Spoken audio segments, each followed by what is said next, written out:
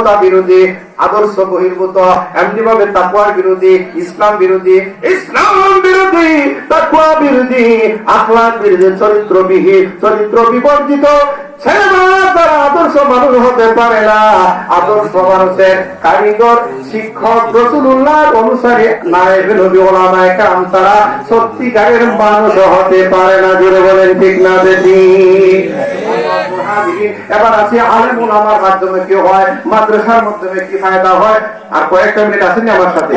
মুহতারাম হাজিরিন, এবার আল্লাহর নবী বিশ্ব নবী রাহমাতুল্লাহ আলাইহি সাহাবায়ে কেরামদেরকে যখন দ্বীনের তালিম যখন শুরু করে দিলেন, কোরআনের শিক্ষা যখন তাদের কাছে চালু করে দিলেন, এমন সোনার মানুষ হয়ে গেলেন যেই মানুষগুলো ছিল একসময় পৃথিবীর সবচেয়ে বড় সন্ত্রাসীর বাবা। এমনি ভাবে চরিত্র ছিল একবারে মারাত্মক নোংরামের চরিত্র, যে চরিত্র এমন চরিত্রহীন লোক সমাজের মধ্যে পৃথিবীতে আসে নাই এবং আসবেও না। বিশ্বনবী রাহমাতুল্লাহ আলাইহি কোরআনের তালিম যখন শুরু করেন, আলিফ লাম রা কিতাবুন আনজালনাহু ইলাইকা লিতুখরিজান নাস মিনাজ যুলুমাতি ইলান নূর। আল্লাহু আকবার বলেন। আল্লাহ বলেন আলিফ লাম রা, এই আয়াতের ব্যাখ্যা এবং সম্পূর্ণ অর্থ আল্লাহ অধিক ভালো জানেন।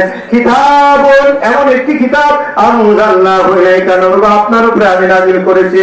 উদ্দেশ্য হইল মানুষকে পথভ্রষ্ট থেকে, মানুষকে জাহান্নামমুখী থেকে, লুচ্চামি থেকে, সন্ত্রাসী থেকে, অবৈধ কাজ থেকে মানুষকে ফিরিয়ে আপনি নূরের পথে, আলোর পথে, হেদায়েতের পথে একটা আলোকিত জীবন আপনার মাধ্যমে গড়ে উঠবে, যেটা হবে মহান রব্বুল আলামিনের পক্ষ থেকে বিশেষ একটি ঘোষণা।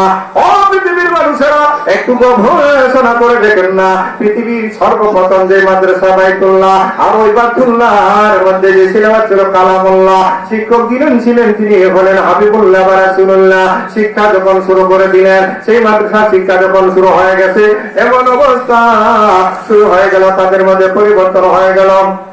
সুদূর ইয়ামন থেকে একজন অবলা নারী, সরলা সুন্দরী রূপসী কামিনী একজন নারী, গায়ের মধ্যে তার অস্ত্র অলংকার, এমনি ভাবে তার গায়ের মধ্যে স্বর্ণ পরা অবস্থায়, শরীরের মধ্যে এত সুন্দর চমৎকার এবং উন্নত মানের কাপড় চোপড় পরিধান করিয়া, টাকা পয়সা নিয়া, গয়নাপাতি নিয়া মক্কায় এসেছে হজ করার জন্য অথবা বিক্রি করার জন্য। যখনই মক্কা নগরীতে, মক্কার আশেপাশে, হারামের আশপাশে যখন এসে গেছে, মসজিদে হারাম যখন তওয়াফ করবে, ওই মহিলা হঠাৎ করে একটা যুবককে দেখেছে। যুবককে দেখা মাত্র ওই অবলা সরলা সুন্দরী রূপসী নারীটা নিজের মনের মধ্যে ভয় সঞ্চার হয়ে গেছে। আরে হায়, আমার জানা মতে মক্কার মানুষেরা ওই যুবকরার চরিত্রে এমনই নোংরা, ওরা এমনই খারাপ, ওরা নারীদেরকে উপভোগ করে যৌবনকালটাকেও তারা উপভোগ করে, জীবনটাকেও তারা ধ্বংস করে দেয়। এর মানে হল নারীদেরকে মক্কার যুবকেরা জিনার মতো অপকর্ম করিয়া পায়ের মধ্যে নারীদের পা দুটাকে বাঁধিয়া অথবা হাত দুটাকে বাঁধিয়া এক প্রান্ত থেকে অপর প্রান্ত ঘোরা দৌড়াইয়া নারীর জীবন যৌবন সব কিছু বিনা ধ্বংস করে দেয়। ওই মহিলাটি চিন্তায় পড়ে গেছে, প্রভু এখন আমার জানের নিরাপত্তা নাই, মানের নিরাপত্তা নাই, ইজ্জতের নিরাপত্তা নাই, আমার চরিত্রের কোনো গ্যারান্টি নাই, এখন ওই যুবকের খাবার দেখে আমি কিভাবে রক্ষা পাবো?